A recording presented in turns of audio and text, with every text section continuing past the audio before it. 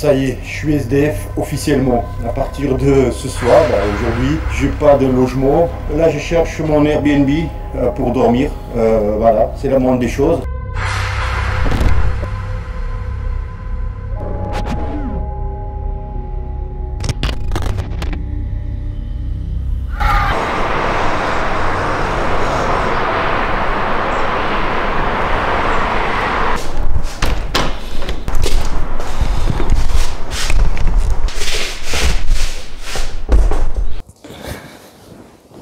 Bonjour à toutes, bonjour à tous. Aujourd'hui, je vais vous raconter une histoire incroyable qui m'est arrivée en mars 2022. Cette histoire est de celle comment j'ai été aidé dans ma situation de sans-abri par un inconnu incroyablement généreux nommé Miguel. Si vous êtes prêts à être inspiré et croire en la bonté humaine, restez avec moi. En mars 2022, je perds mon logement. Et en étant au chômage, impossible de trouver un logement. Il n'y a personne qui va te louer un logement. Donc je me retrouve dehors et je deviens littéralement SDF. Je suis dehors avec mon sac à dos dans lequel il y a ordinateur et ma caméra. Et me vient une idée de faire une vidéo quelque part SOS. Et je la tourne, cette vidéo, la plus compliquée de toutes qui existe sur ma chaîne. Ça y est, je suis officiellement SDF, sans domicile fixe. Tourner la vidéo, c'est une chose.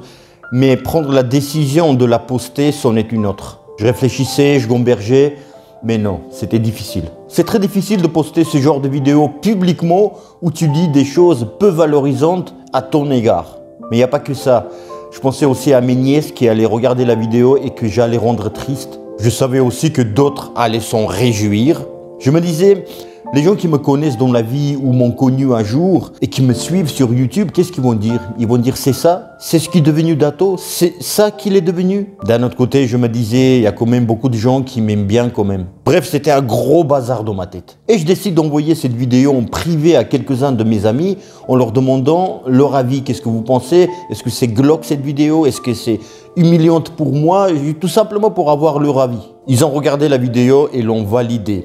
Tous sans exception. Et je la poste cette vidéo. Et un abonné qui s'appelle Miguel, que j'avais déjà rencontré dans la vie, on avait même mangé ensemble, me propose de venir chez lui. Il a chargé Miguel, le sac, il y a des poids, voilà, les haltères, tout ça on a mis là. Il m'avait déjà proposé un abri quelques mois avant que je me retrouve dehors, mais je disais non, j'espérais que ça allait s'arranger. Et comme ça, le 19 mars 2022, je me retrouve chez Miguel.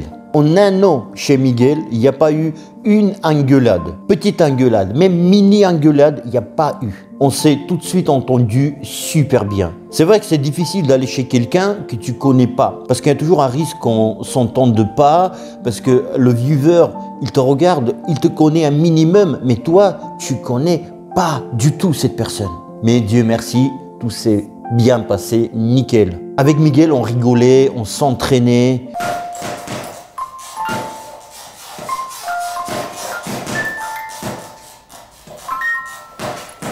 Tous les samedis, je donnais un cours de boxe à Miguel et à son pote. Un mois ou deux après, je décide d'aller voir une assistante sociale. Je vous rappelle que je suis en France depuis le 2007. Je ne suis jamais allé voir une assistante sociale. J'ai même pas de numéro CAF. Donc je vais au rendez-vous, bonjour, tout ça. J'explique, je dis, est-ce qu'il y a un studio? Est-ce qu'il y a moyen d'avoir quelque chose? Parce que moi, je suis quelqu'un de... Je suis hébergé chez quelqu'un qui m'a tendu la main, quelqu'un de gentil, mais jusqu'à quand? C'est pas possible. Et il m'a dit, monsieur Aslanov, ne rêvez pas. Vous êtes un homme, vous êtes célibataire, vous n'avez pas d'enfant, ça va être compliqué pour vous. Mais j'ai une solution, peut-être. On va tenter une chose, elle m'a dit. Elle a fait donc un dossier à la préfecture pour que, oui ou non, je sois reconnu en tant que prioritaire pour un hébergement. Et donc, arrivé janvier 2023, je reçois un coup de fil de mon assistant social qui me dit, vous êtes reconnu en tant que prioritaire pour un logement. Quelques semaines après, je suis contacté pour avoir ce studio. Je remercie bien sûr énormément Miguel pour son grand cœur, mais aussi le propriétaire des lieux, André, 93 ans. Oui, c'est lui qui jouait au piano et je vous rappelle, 93 ans. Merci André et merci aussi à Anne, la propriétaire du garage où on s'entraînait. J'ai bien sûr filmé mon aménagement ici, donc je vous laisse avec la vidéo. Bon visionnage. On on va à action, réaction.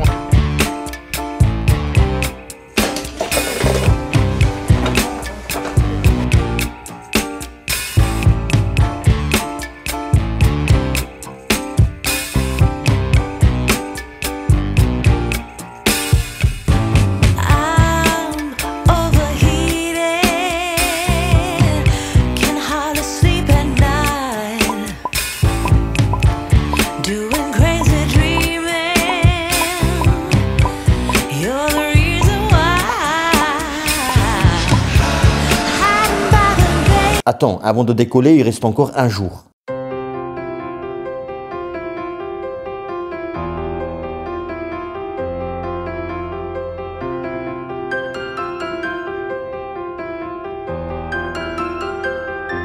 Fallait faire des valises, tout ça. Je redoutais un petit peu parce que c'est jamais facile, c'est une partie chiante d'un déménagement, mais moi ça s'est super bien passé parce que tous mes trucs, mes affaires étaient dans une chambre, dans une seule chambre, donc j'avais pas à aller courir dans différentes pièces pour assembler tout ça. Voilà, les valises sont faites. Voilà ce que j'ai en fait, enfin les valises, les cartons, les trucs.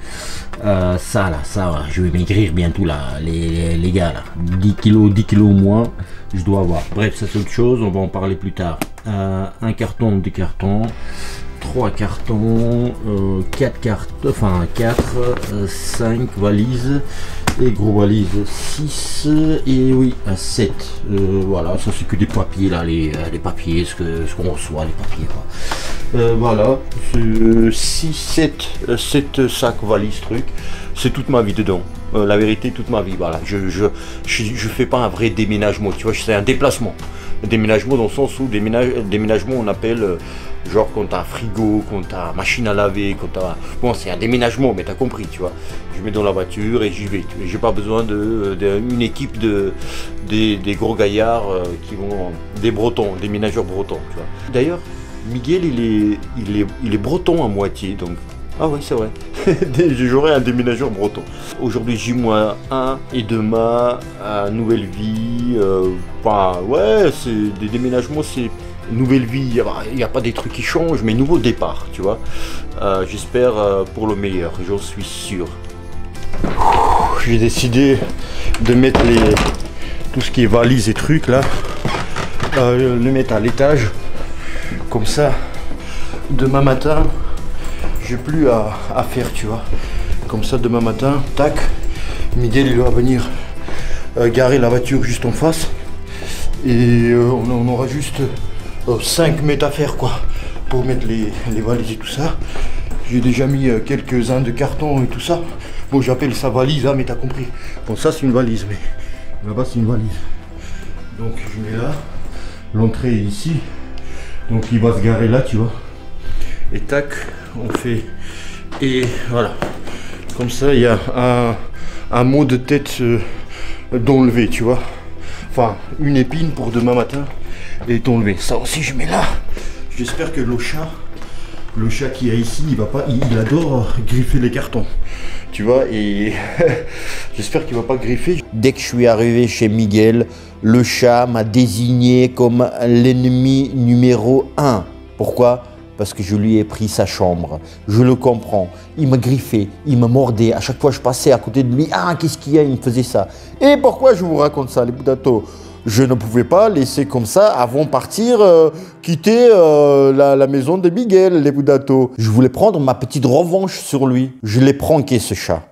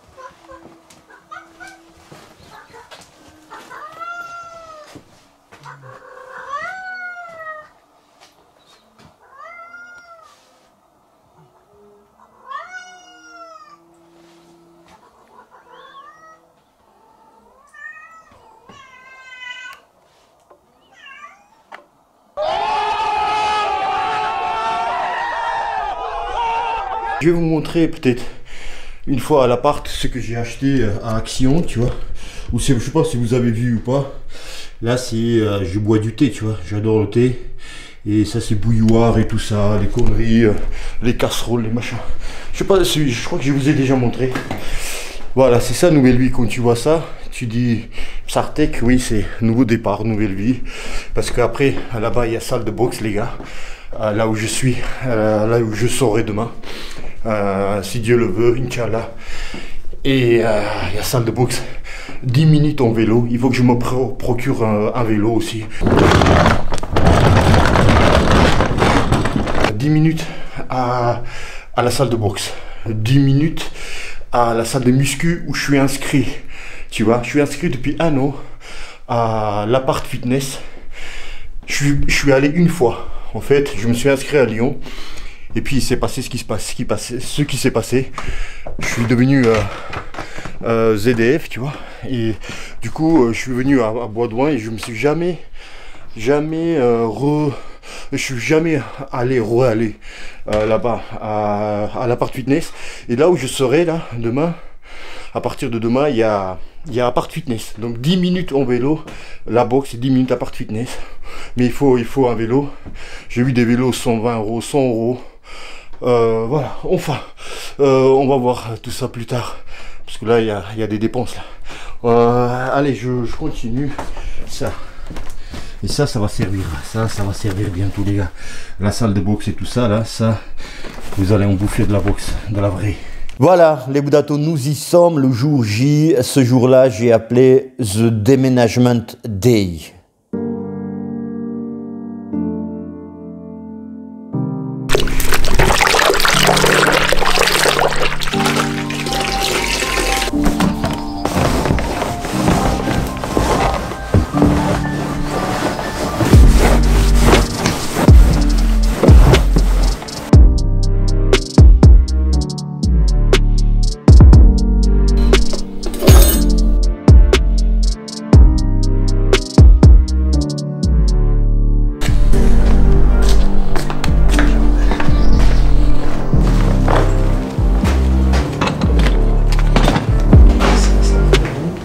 Miguel, quand tu es allé me chercher à Lyon, ouais. Moi je suis parti en précipitation. Ouais. Donc on n'a pas pu ranger comme ça bien. Voilà, là c'est nickel. Hein, là j'avais le temps de ranger tout ça. Voilà. La première fois c'était pas pareil. Ouais, donc on va boire un café. Allez. Et en route. Et en route pour les nouvelles aventures. Merci Miguel. Merci à toi. Et voilà, la chambre elle est rangée, tout ça. Miguel il ne peut même pas faire état des lieux. Je dis attends, viens voir si j'ai pas cassé des choses. Il dit Dato. C'est le chat qui a fait l'état des lieux. Merci. Les potos de Dato, je ne suis pas égoïste. Les bons plans, je partage avec vous aussi. Vous m'avez souvent vu dans mes vlogs dans un café, quand on était tout à l'heure avec Miguel. Si jamais vous êtes à côté ou au Bois-d'Ouin même, n'hésitez pas à aller voir ce café. On y mange bien, on y boit bien. Tout est au top. La propriétaire est au top aussi. Ça s'appelle Traboul Kitchen. 30 minutes et on va le décoller. Un petit thé avec Miguel et on est bon. On est chez moi.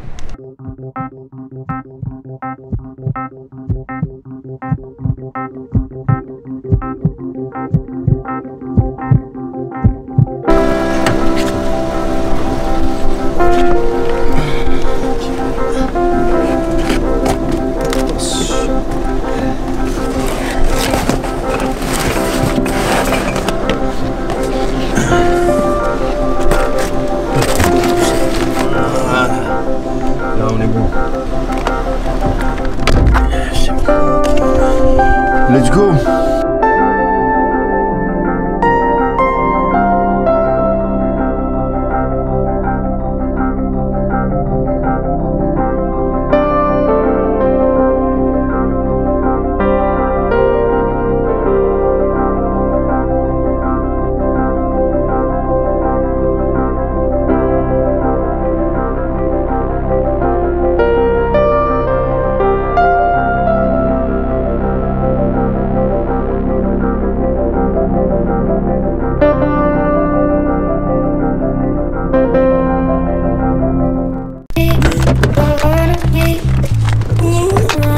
Les poteaux de Dato, on est où là? Voilà, on vient d'arriver. Nouvelle habitation de Dato, ça c'est ce que j'ai acheté à Action. Donc ça, j'ai beaucoup de choses à ranger. Donc voilà les Dato. J'arrive, qu'est-ce qui se passe? Miguel il est là, Miguel, ça va? Ça va. Voilà, et on a quand même vécu dernière aventure. On arrive, donc on me dit alors assurance d'habitation. S'il n'y a pas assurance d'habitation, il n'y a pas de clé, je ne peux pas vous donner les clés, vous ne pouvez pas rentrer. La voiture de Miguel était chargée de tous ces cartons que vous avez vus. Et bah non, donc la banque ne répondait pas. On a dû, j'ai dû aller sur l'application et ça s'est fait. Et peut-être 1 heure après, il nous a donné les clés. Donc jusqu'au bout, l'aventure, les Dato. Miguel Poto, hier j'ai fait le con en fait. J'ai annoncé à Miguel que je partais. J'ai dit Miguel, je te quitte le jeudi. Yes. Yes. Et bah en fait j'ai fait le con parce que sur le coup, j'ai pas pensé, mais je me suis dit, après je me suis dit, fallait peut-être mettre la caméra cachée et filmer un peu ses émotions parce que c'était incroyable. Ouais, il était genre, wow, Dato, j'y crois pas. Et puis, putain, ça va me faire bizarre, il a dit. C'est vrai, Miguel. C'est vrai. Et t'en as pensé quoi, Miguel, quand, outre être content et que je me casse En fait, je vais peut-être pouvoir remplacer un barbu par une personne un peu moins barbue. Avec une poitrine un peu plus. Ah ouais, plus pas avec une poitrine. Éventuellement. Ouais, ça soit une femme, quoi, ouais. Non, c'est vrai que ça va faire. Bon, à cause de moi, il pouvait pas. Il peut pas faire sa vie personnelle, vie privée. Comme vous savez je me suis incrusté dedans. Comme vous savez que le bonhomme, il prend sa place. Et ben, ça va faire un petit vide. Mais on va s'adapter. Hein, et il faut que notre cher boxeur fasse sa life et puis aller de l'avant. Et on espère tous que il va atteindre l'objectif de très bientôt boxer sur les rings de France et de Navarre. Et puis l'aventure continue, donc c'est cool, on va tous suivre ça de très près. Voilà. Miguel. Donc là on va fêter ça, on va se bourrer la gueule.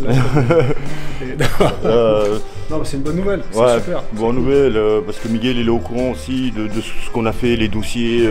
Il était là, tu vois, coup de téléphone, donc c'était des rendez-vous, des coups de téléphone, des dossiers à faire, etc. Et puis le boucle est bouclé et Miguel, je voulais te remercier, vraiment. Merci, merci pour tout.